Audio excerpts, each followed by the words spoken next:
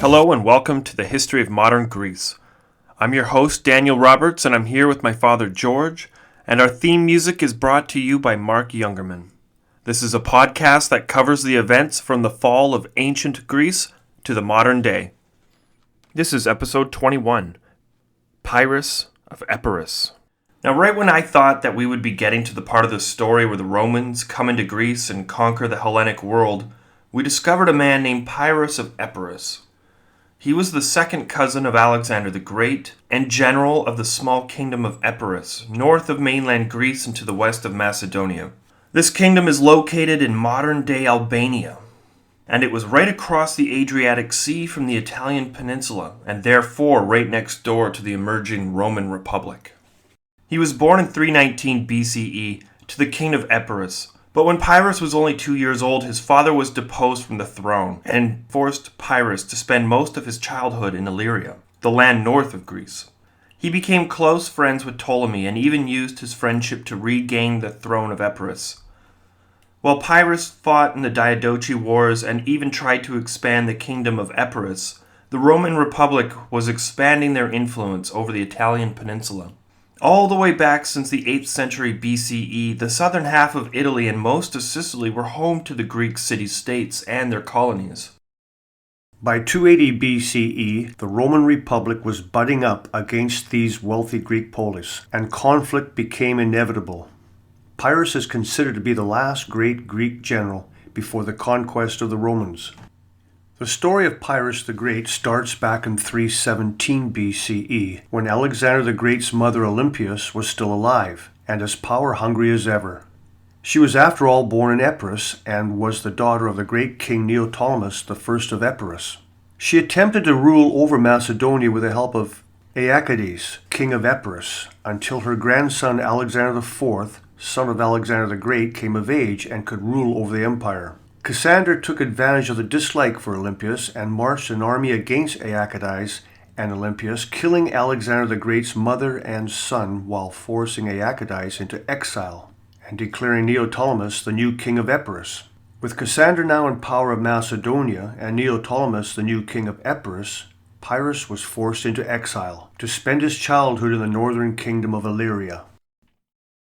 The most important detail to note here is that Alexander's heir was now dead, and anyone could claim to have equal right to rule over Alexander's empire. And it's really at this point that there was no chance in reuniting the Greek generals under one banner, under a single king.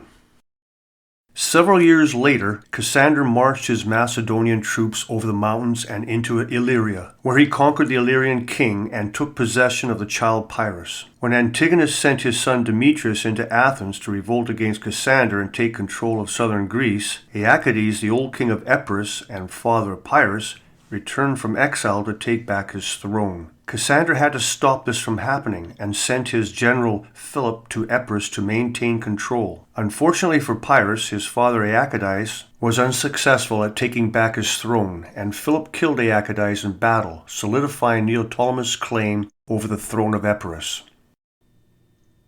In 307 BCE, the king of Illyria invaded Epirus and defeated the usurper Neoptolemus, putting the rightful heir to the throne of Epirus, the 11-year-old Pyrrhus. This act made Epirus a client to Illyria, and all seemed well until Pyrrhus left the kingdom to attend a wedding in the northern kingdom of Illyria. This left his new kingdom completely vulnerable to revolt, and like clockwork, he was deposed, and Neoptolemus was reinstated as the king of Epirus, again. This time there was nothing he could do to take back his father's kingdom in Epirus. So he sailed along the coast of Greece to the Isthmus of Corinth, where he met up with his brother-in-law Demetrius. There he sailed across the Aegean Sea to fight in the wars of the Diadochi, at the side of Demetrius and Antigonus. In 301 BCE, Pyrrhus fought in the battle against Seleucus with his brother-in-law Demetrius in the cavalry on the right flank. It was in this battle that he proved himself to be a competent soldier. There are reports of him charging the enemy on horseback, just like Alexander. This was the epic battle where Seleucus's 300 war elephants trapped Demetrius from saving his father Antigonus, and the Antigonid Empire was defeated. Demetrius and Pyrrhus escaped to the Aegean Sea and sailed back to Greece, where they solidified their forces in southern Greece. Unfortunately for Pyrrhus, his side lost the battle, and Demetrius and Antigonus, now deceased, lost all of their territory to Lysimachus. In 298 BCE, Demetrius made peace with Ptolemy of Egypt, and in the peace treaty, Pyrrhus was handed over to Ptolemy as a hostage. Now this was more of an honorary position, and after a few months in the court of Ptolemy, he was wed to Ptolemy's stepdaughter, strengthening his bond with the Diadochi. In 297 BCE, Cassander died, leaving a power vacuum in the kingdom of Epirus. It was Ptolemy who provided Pyrrhus large sums of gold and an army to sail north and reconquer his homeland from the usurper Neoptolemus. Instead of going to war with Pyrrhus, Neoptolemus agreed to share power with his rival. But secretly he was planning to have Pyrrhus assassinated when he was least expecting it. Knowing that Neoptolemus was plotting against him, Pyrrhus invited his co-ruler to dinner one night and had him hacked to death. Neoptolemus wasn't just some guy claiming the throne, he was Pyrrhus' cousin. So this was a very messy thing to do, but it secured his right to the throne. This wasn't one cousin turning on the other, it was almost expected of them to turn on each other, leaving the strongest to rule alone. Pyrrhus' first conflict came from the two sons of the Macedonian general Cassander, Antipater and Alexander. Their mother's name was Thessalonica. Thessalonica favored her son Alexander and split her husband's empire up between her two sons. But the results angered Antipater, and he revolted against his brother and killed his mother. In 295 BCE, Pyrrhus' wife died in childbirth, leaving him grieving, widowed, and with a child. In 294 BCE, Pyrrhus was forced into the civil war in Macedonia, and after Antipater seized the empire for himself, Pyrrhus took his army and marched into Macedonia with the young Alexander by his side. And after conquering Macedonia and expelling Antipater, Pyrrhus handed the kingdom over to Alexander. Once Alexander was back in place, Pyrrhus withdrew his army back to Epirus. Antipater was slowly welcomed back into the court where the two brothers ruled together. And this was supposed to return things back to normal, but Demetrius in the south was just wrapping up a military campaign against the Spartans. He marched north to join Alexander and Antipater in their own land, and after they feasted together, Demetrius murdered the younger son Alexander while Antipater fled away to Lysimachus. The Diadochi, still in control over Thrace, Byzantium, and half of Anatolia. By 293 BCE, Demetrius controlled all of mainland Greece except for Epirus and Sparta. His empire was once again growing. Now, with the death of Pyrrhus' wife, who was also the stepdaughter of Ptolemy in Egypt, it left Pyrrhus devastated, and his grief made him more reckless. When riots broke out in central Greece and Demetrius was forced to send his army to deal with the rebels, Pyrrhus took advantage of the situation and invaded Macedonia. He was able to extract tribute from several cities before Demetrius heard about the treachery and marched his soldiers north. He attacked all of the cities loyal to Pyrrhus instead of taking him on directly in a fight.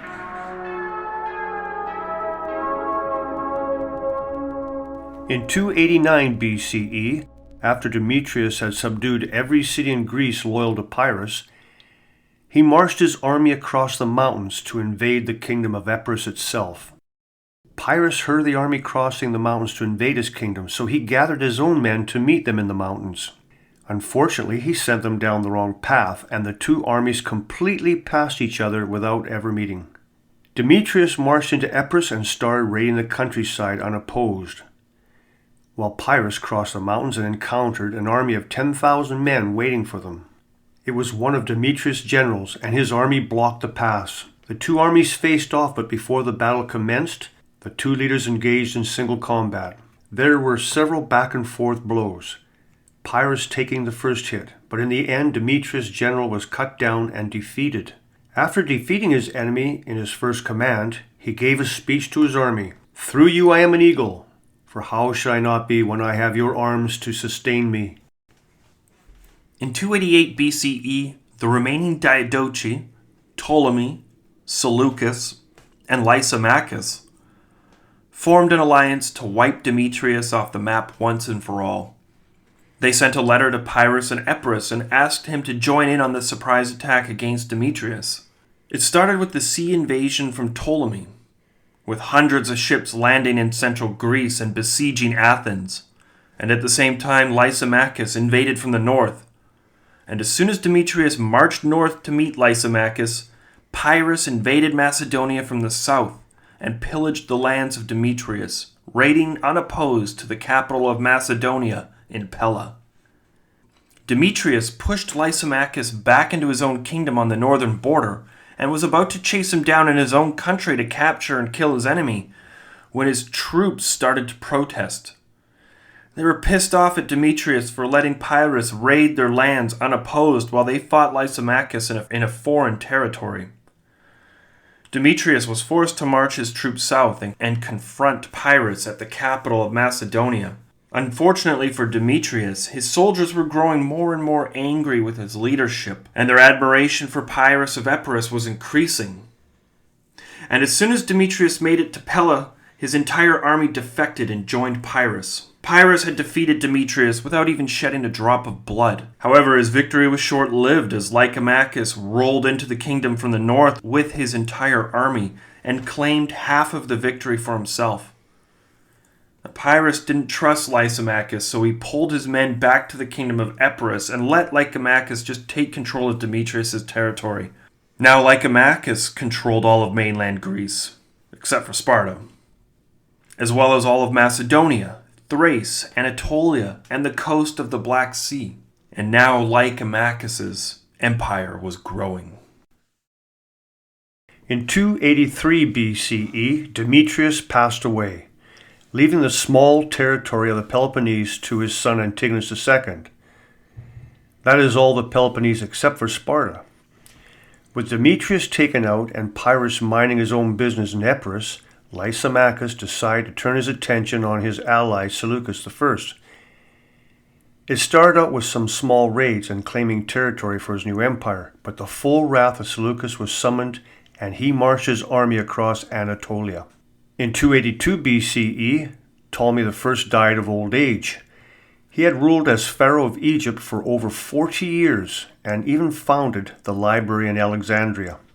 In 281 BCE, at the Battle of Coropedium, Lysimachus was defeated and killed by Seleucus I.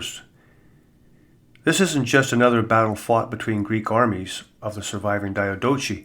This was the very last battle fought between the surviving Diadochi. When Seleucus fought against and killed Lysimachus, the last of the Diadochi were defeated. Seleucus was now the supreme ruler of all of the Diadochi, and at this point controlled almost all the territory that Alexander the Great had controlled, minus Egypt and Macedonia. Knowing that time was of the essence, he launched a campaign across the Bosphorus to seize control of Macedonia. Seleucus was on his way to taking complete control over Alexander's empire, but it was not meant to be. Before he could make it to Europe, Seleucus was assassinated by Ptolemy's son, Ptolemy II. The last of the Diadochi were now gone, and with it so were any chances of reforming Alexander the Great's empire. With all of the Diadochi dead and their heirs or assassins now in control over Macedonia, Egypt, and the majority of the Persian Empire, Greater Grecia was in shambles. Everyone had claim to the other's land, and they all claimed it through the right of Alexander the Great. Only by this time, anyone who knew Alexander the Great personally was now dead. Further west, the independent Greek colonies had managed to spark the anger of their neighbors to the north, the Roman Republic. Rome started out like a city-state, very similar to the Greek polis. One of the strongest Greek polis on mainland Italy was Tarentum, which is located in the Arch of the Boot, if you know your Italian geography metaphors. Tarentum was colonized by the Spartans and was therefore Dorian. They harassed too many Roman ships to spark the anger of the Roman Republic, and this spooked the rulers of Tarentum. They knew the Romans were a force to be feared, and now they needed help. So they sent an envoy across the sea to plead for help from Pyrrhus of Epirus. Pyrrhus agreed to help the Greek city Tarentum in exchange for complete control over the army, and sent his full fighting force across the narrow sea and landed on mainland Italy. The current leader of Macedonia was excited to see the king of Pyrrhus leave the region, so he agreed to support his cause and donate more troops to Pyrrhus' army. In 280 BCE, Pyrrhus sailed his entire army and thousands of soldiers from Macedonia across the Adriatic Sea, landing on the coast of Italy. The Romans sent an army to the Greek city of Heraclea, and in the plains outside of the city, Pyrrhus met the Roman Republic for the first time. While the two armies camped on opposite sides of the river, Pyrrhus and his commanders snuck up on the camp to spy on their enemy. And when they saw just how organized the Roman legion camps were, they realized that they were not facing an army of barbarians. These Romans were civilized. Pyrrhus raced back to his army and ordered the immediate stationing of a small task force of archers and javelin throwers. As soon as the archers made it to the edge of the river, they were surprised to see that all 40,000 Roman soldiers were marching out of their camp and crossing the river. Even though Pyrrhus' archers and javelins killed a lot of Roman legionnaires, the sheer number of soldiers marching across the river overwhelmed them. In this battle, the Roman legionnaires were able to cross the river fully formed up and marched towards the Greeks. Because Pyrrhus did not expect a full-scale attack so quickly, it took him time to muster up his soldiers and form the Macedonian phalanx. So Pyrrhus had to distract the Romans while this phalanx got into formation, and he sent all 3,000 of his cavalry into the Roman legionnaires. At first, Pyrrhus had the advantage, but they slowly and surely started to pick off each Greek soldier one by one. In this battle, Pyrrhus was injured and pulled off the battlefield. His best friend and general swapped armor with him and rode into battle, strengthening the morale of their troops long enough for the Macedonian phalanx to begin its charge into the Roman soldiers, who were now fully across the river and pinned between the water and the phalanx. Thrust by thrust, the Greek soldiers stabbed at the Roman legionnaires until the entire first row of Romans were killed. The Greek soldiers were inspired by their king, and they were about ready to crush the Romans. Unfortunately, the Roman soldiers on the right flank killed the general pretending to be the king, and they cut off his head. The Romans then paraded the decapitated head of the Greek king along the battlefield, slowly wearing down the morale of the Greek soldiers. Eventually, the phalanx broke apart, and the Romans started to hack their way through the ranks.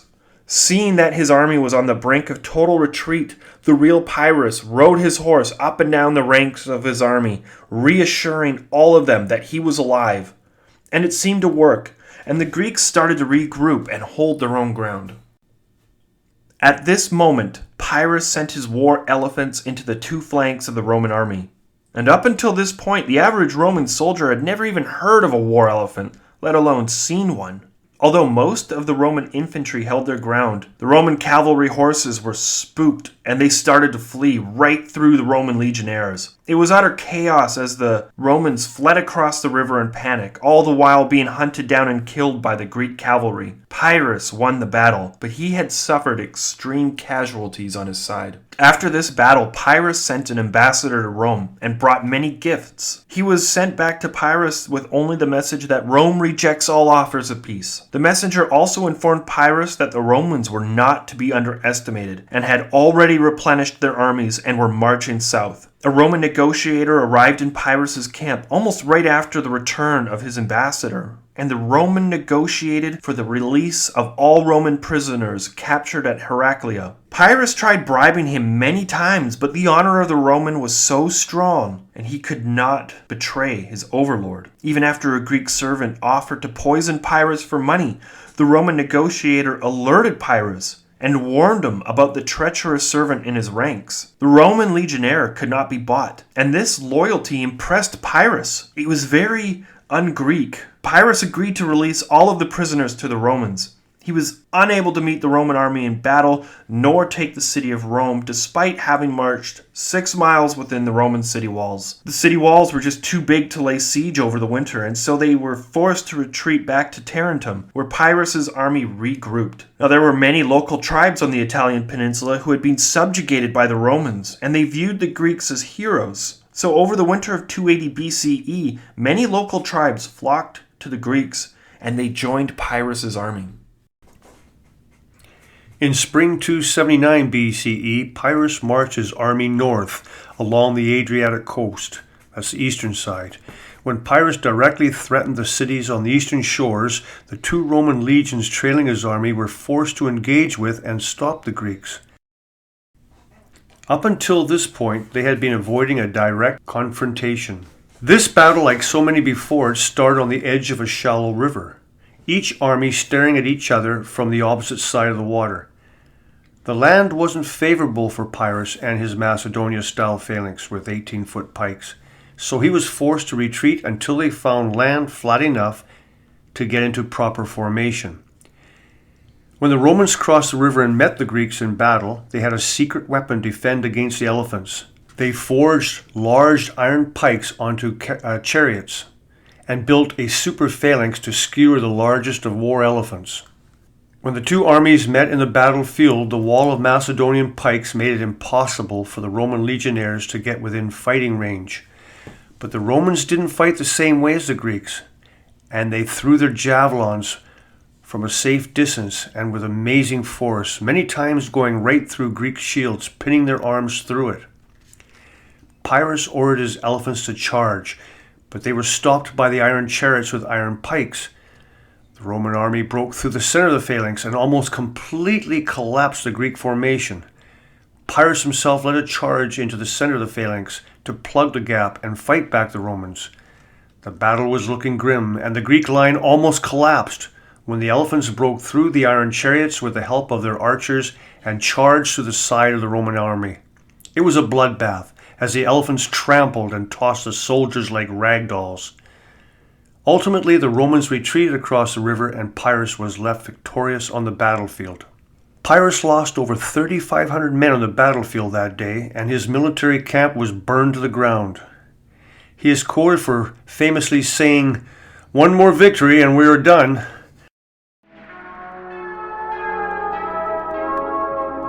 While he regrouped in Tarentum, Pyrrhus received 2 letters. One was from Syracuse on Sicily and pleaded for military help against the Carthaginian Empire. The second letter was from Macedonia. The king had died, and Pyrrhus was asked to come and claim the throne as his own. He decided to go south against the wishes of his men and fight against the Carthaginians in Sicily. In 278 BCE, Pyrrhus landed in northern Sicily and marched south, taking 2 cities along the way, and being treated as a liberator. More than 3,000 volunteers joined his army. He then marched south onto Syracuse, where he took the major city from land and sea. After liberating all the Greek cities, he crossed into the Carthaginian side of the island. Pyrrhus was interrupted when he got word that the Romans had returned and took back all of the gains made by Pyrrhus. In 275 BCE, Pyrrhus was once again back in Tarentum, trying to rebuild his army over the winter.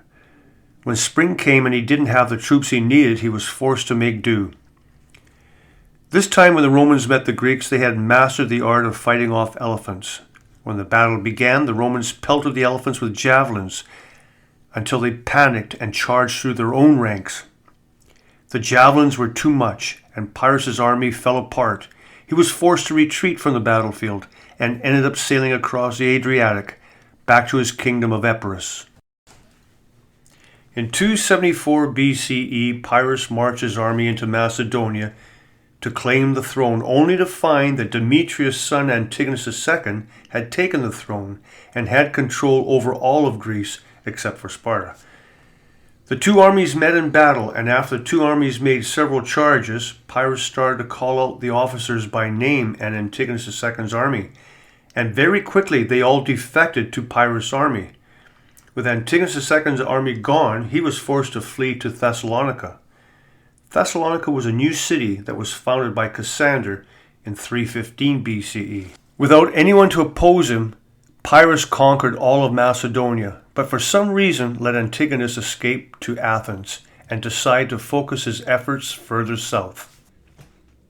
In 273 BCE, a noble traveled from Sparta to visit Pyrrhus in Epirus and told the court he was almost elected king of Sparta, and devised a plan to overthrow the current king.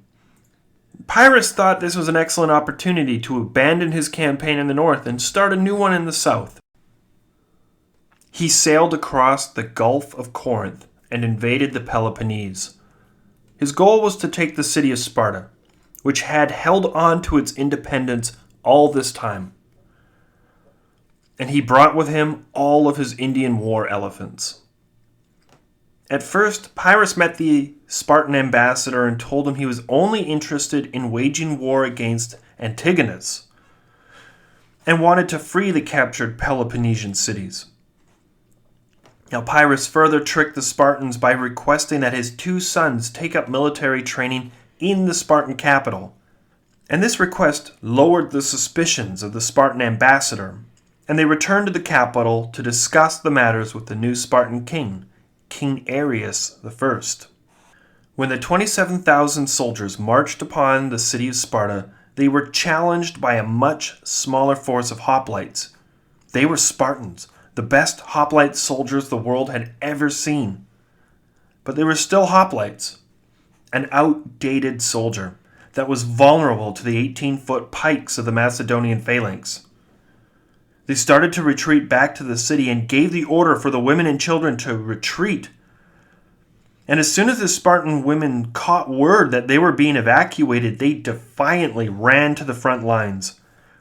They professed that they would rather die than see Sparta fall. The men were encouraged by the bravery of their women, and they started preparing defenses for a long siege. But once again, the Spartan women intervened and told the men to rest, while they built the defensive wall and they dug the trenches. It was more important for the men to be fully rested when Pyrrhus attacked. At first light, Pyrrhus ordered his army to attack the Spartans, but were shocked when they saw the fresh trenches and they were defeated in battle.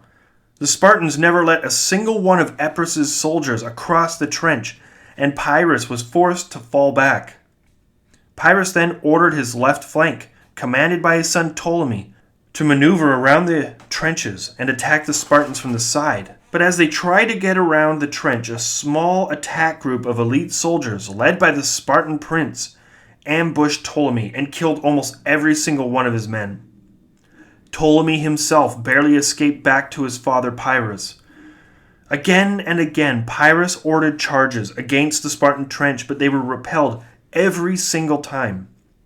The entire battle, Spartan women participated, either by digging more defenses or by carrying the wounded off the battlefield. When nightfall came, Pyrrhus abandoned the siege against Sparta.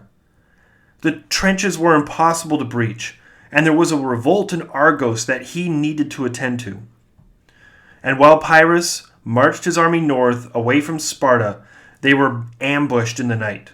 A small strike team of Spartan warriors ambushed and stabbed many people before being run through with swords themselves. Unfortunately, in this ambush, the Spartan assassins killed Ptolemy, the son of Pyrrhus. His grief turned into deep depression, and Pyrrhus quickly unraveled. But his army kept marching on. When Pyrrhus made it to Argos, he encountered Antigonus II's army. Pyrrhus was blood drunk and wanted to get revenge for the death of his son. Pyrrhus had the superior army and the superior numbers, so Antigonus refused to meet him in battle and abandoned the city by a few kilometers. When night fell, Pyrrhus broke down the gate to the city. Or a traitor from the inside opened it, and he marched his army and his elephants into the central market of Argos. Unfortunately for Pyrrhus, the king of Sparta, Arius I, had been following his army the entire time and snuck into the city. At the same time, Antigonus sent his troops into the city to confront Pyrrhus, and a terrible nighttime battle erupted, and there was complete chaos as 3 armies hacked at each other in complete darkness inside of the city. Eventually, they had to call off the fighting as no one could tell who was who anymore. When the sun came up, Pyrrhus realized just how outnumbered he was. He had to retreat while he still had time.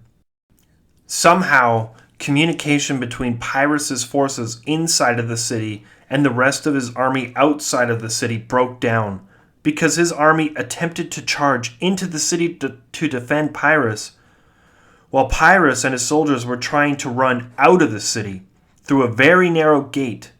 And what resulted was a bunch of elephants clogging up the gateway, and nobody was able to get in or out. Pyrrhus and all of his soldiers were cut down, and Pyrrhus himself was beheaded. The king of Epirus and his heir were both dead. The death of Pyrrhus of Epirus was also the death of the last great warrior king of Alexander the Great. The events that happened next involved the Phoenician colony of Carthage. So a little background of Carthage is necessary. The colony was founded in 817 BCE by the Phoenicians, who are located in modern-day Lebanon. The Phoenicians were the maritime powerhouse who inherited the Mediterranean Sea after the collapse of the Greek Bronze Age. They are the origin of the modern-day alphabet. The Phoenician alphabet passed down to the Greeks, and from them to the Etruscans, and from the Etruscans to the Romans, who gave it to the provinces of the empire, which was passed on to all the countries in Europe. Before the Phoenician alphabet, there were just hieroglyphs. The city of Carthage was founded on the North African coast in modern-day Tunisia, and the landscape was much more habitable back then. In fact, North Africa was a breadbasket and produced most of the agriculture traded throughout the Mediterranean. The riches of North Africa made Carthage an agricultural superpower, and they dominated trade in the region. By the time we catch up to our narrative of the Greeks, the Carthaginian Empire dominates North Africa from Morocco to modern-day Libya, as well as most of Sicily, Corsica, and Sardinia, as well as southern Spain. They were the dominant power in the West. On the Italian Peninsula, the Roman Republic was expanding. According to Roman mythology, the city of Rome was founded in 753 BCE, only a few decades after the foundation of Carthage. Now, Rome went through a series of kings, and after nearly 400 years, the kings were overthrown, and the Republic was founded. They expanded much slower than the Greeks or the Phoenicians because they were interested in maritime trade only. So far. When they expanded, it was usually to deal with a military threat. They were sacked in 390 BCE by the Celts, and this act scared the hell out of the Romans. And they never forgot or got over the incident. In fact, anyone who posed a possible threat to their city had to be subdued. This was enshrined in Roman culture: subdue and subjugate. First it was other Latins, then it was the Etruscans, and then it was the Greeks from the south. If the Romans encountered a threat, they would bring the attention to the Republic, and it would be added to the agenda to absolutely crush and destroy their enemy. It didn't matter if it took 6 weeks, or 60 days, or 6 months, they were going to get them. And the Romans' next threat was the Greek colonies on the Italian Peninsula, specifically that of Tarentum. Because the last king of Epirus, Pyrrhus the Great, engaged the Romans multiple times in battle and defeated them, they never forgot this, and their mission was to eliminate the Greeks off their peninsula. Well, that's it for today. Join us next time on the history of modern Greece. See you next time. Stay safe and stay awesome.